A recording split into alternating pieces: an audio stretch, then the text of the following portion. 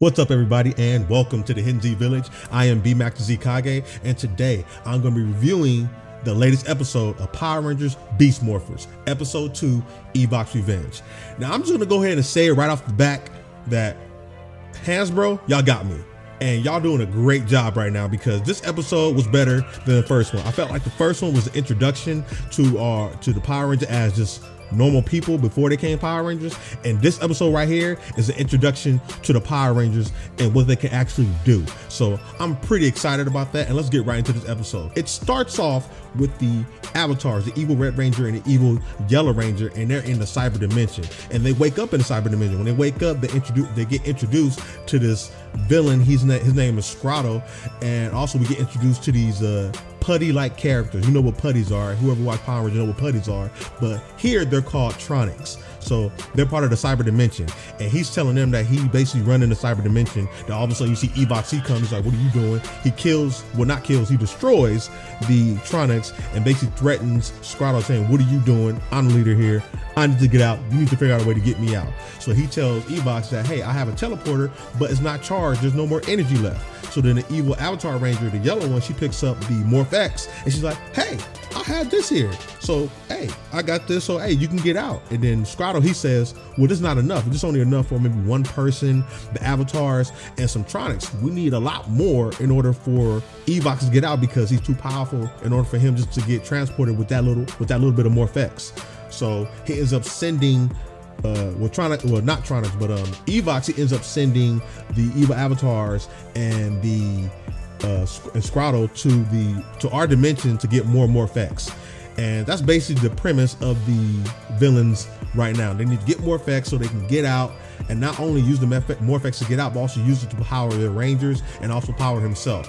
So I actually like that plot for the villains. You know, we actually have a real plot now. Then it goes to the Grid Morpher headquarters. I think that's what it's called. Battle Grid headquarters. I think that's what it's called. Correct me if I'm wrong in the comments if I'm wrong if it's Battle Grid headquarters, but I believe it's Battle Grid headquarters. So we go there and we get introduced not only to the Power Rangers, what they can do, we get introduced to these three tactical companions, aka Beast Bots. And these Beast Bots, they're also infused with animal DNA. So we have the yellow Beast Bot, which is a jackrabbit, his name is Jax. We have the blue Beast Bot, he's a gorilla, his name is Smash. And then we have the red Beast Bot, and he's I think a cheetah / motorcycle, and his name is Cruz. And they introduce themselves to the Rangers. And also we get introduced, y'all ready? We get introduced to their Zords. So we finally get to see their Zords. And their Zords are not that, exciting. They look like tactical gear, like, something that, maybe the military would use, but in Ranger form. We have a helicopter, we have a carrier for the helicopter, and also we have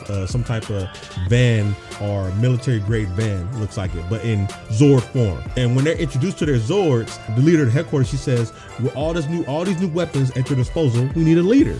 So you see the Blue Ranger, he's like, hey, that's my mom. I've been training. Hey, pick me. It's gonna be me because that's my mom. She's the leader. She's the leader of this headquarters, and also I'm the only one that's been in training. You two haven't been in training. Then the yellow one's like, well, I've been doing laundry this long, and you don't know what it's like to handle laundry. And I've been, doing laundry. I was like, okay, that really doesn't sum up to, what a Ranger is or what a leader of the Ranger is. And then it's fun. It's a funny joke in there where the Blue Ranger says like, laundry, how hard could that be? And then the mom says, you wouldn't know. You ever done laundry in your whole life? And I'm like, got him. Got him. Got him. But we all know who the leader's gonna be. So this whole episode is about who's gonna be the leader, and you see the Blue and the Yellow Ranger, they're basically fighting the whole time, saying like, hey, let's do this, even to the point where you see Scrotto and he comes up in front of the Rangers, and you know how the Rangers say it's morphin' time. You see the Blue and the Yellow Ranger come up and they go like this, and they say it's morphin' time, and the Red Ranger's like, all right. Well, we all know who's gonna be the leader of the Power Rangers. It's always usually the Red Ranger. Most likely, unless it's the Mighty Morphin, then it got changed to the White Ranger. But most of the time, it's the Red Ranger. We all know, and we'll get to that point. And throughout this episode, you can see some awesome things. Let me just go over the awesome things that I saw in this episode. First of all, them morphing. I gotta say, it's a big difference from Mighty Morphin, Zeo, Turbo, Space, Lost Galaxy. I'm mentioning the ones that I watched. And even I watched Wild Force a little bit. The visual effects in the way they morph is way better than it ever was. Like, I'm like, yo, this looks pretty cool, because they morph, they stick the key in, and then you see this, like, if it's the Red Ranger, he has a red cloud with lightning over it. I'm like, bro, that looks cool the way they morph. I love that. I just love that. But before they morph, I will say that I love the fact that they're paying homage, I guess, to the old Rangers, or even some of the Rangers, but you actually get to see the Power Rangers fight outside their suits, and they actually fight pretty well. They're pretty good at fighting, you know. So I'm like, yo, do y'all thing, man, and I love that. But then they morph, and after they morph, you know, they're fighting the Tronics, and I call them AKA putties, but they're Tronics. They're fighting them, and something strange happens. We get to see their weaknesses. The Power Rangers actually have weaknesses. Now, I would say this is one thing these Power Rangers have over the rest of the other Power Rangers. Like, actual weaknesses, whereas the other Power Rangers, they didn't have weaknesses, they just lost either because of a plot or something like that. Whereas this one, they actually have weaknesses that maybe the villains later on can use to their advantage. So everything's a little bit different now. The stakes are a little bit higher now. And one of the weaknesses, like, for example, I use the Red Ranger. The Red Ranger, his weakness is that since his DNA is mixed in with cheetah DNA, and before I get to that, the reason why they have weaknesses is because when Power Rangers were created, they mixed Morphex with animal DNA. Now, it just so happens when they mix that together, Evox, he put a virus in there which causes them to have weaknesses. Well, he didn't put a virus in there. The fact that he is a virus, he went to the actual Morphex and affected their morphing grid a little bit. Now they have actual weaknesses. So let me start off with the Red Ranger. The Red Ranger weakness is when he sees a dog, he just freezes. Literally like this, like he freezes just like that.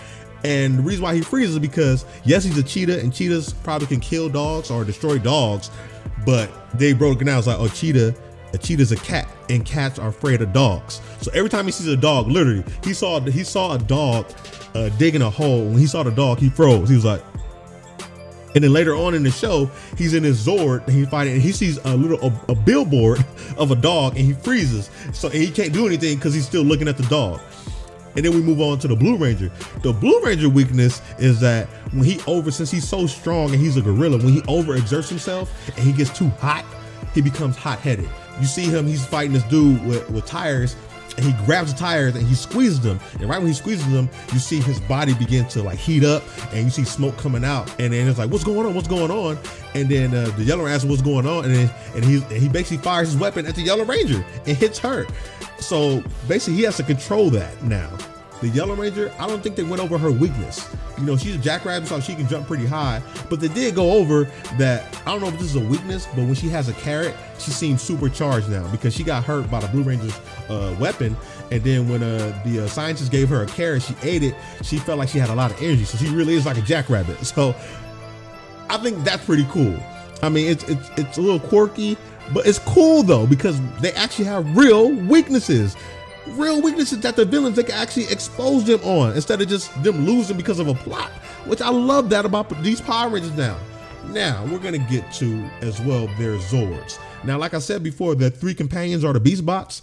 In order for them to access their Zords, they need to be with their Beast Bots. So their Beast Box is actually their handle. Like for the Red Ranger, the Beast Bots is right in front of them, or for all of them.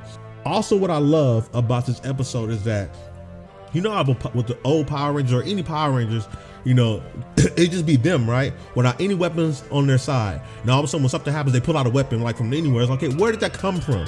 Now, with these, they press a button right here, they press it, and their weapons materialize right in front of them from the actual headquarters. Which I'm like, okay, that makes so much sense.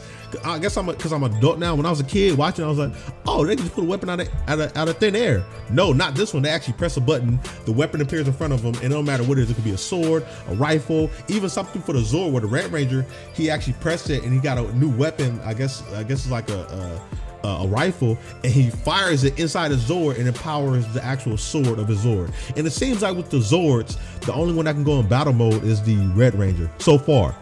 I don't know about the other one, but it seems like the only one going battle mode is the Red Ranger, which I would love to see the Gorilla in battle mode and also the Jackrabbit in battle mode. It'd probably be a little smaller than the rest of them because it is a Jackrabbit, but I love that. If you don't watch Power Rangers anymore and you used to watch it in the past, Whatever version of Power Rangers that you watch, I don't care if it's Mighty Morphin, Zeo, Space, Turbo, Lost Galaxy, Wild Force, Dino Charge, Mystic Force, Overdrive, SPD, Samurai, Mega Force. It don't matter what it is. I'm pretty sure I missed some in there. Whatever it is, even if you watch, I'm gonna even put out there, if you watch Big Bad Beetleborgs or even VR Troopers, if you watch any of those, right? Or even Super Sentai, the Japanese version of those. If you watch any of those, please come back and watch these episodes, because I promise you, you will not be disappointed in these episodes. These episodes are getting better and better. The first episode, we got the introduction of the actual people outside of the suits, outside of the Ranger suits. This episode, we got introduced to the Power Rangers as actual Power Rangers, what they can do as far as their suits, weapons, powers, things like that. And now things are a little bit greater now as far as, you know, them actually battling, because now they can be fighting and one of the weaknesses can pop up. For example, like, I think the Red Ranger weakness, his weakness is a very, very, like, bad but good weakness. Meaning, when I mean bad but good, that it's a good weakness because he is a strong Power Ranger, and we need something that can stop him. It's a bad weakness because it actually just stops him, like he's frozen, you know. And I think that can really work well going forward with the Power Ranger.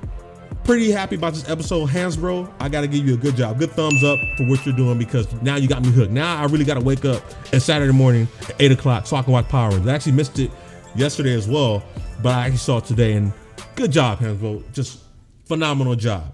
Hope you guys enjoyed this video. If you guys enjoyed this video, feel free to like, share, and that button right there. Click that button right now to subscribe. Also, for more content just like this one, get those videos right over there. They're right there, and you enjoy all my content. And remember, greatness is within you. Let's bring it out together. I'm out. Peace. It's morphin' time.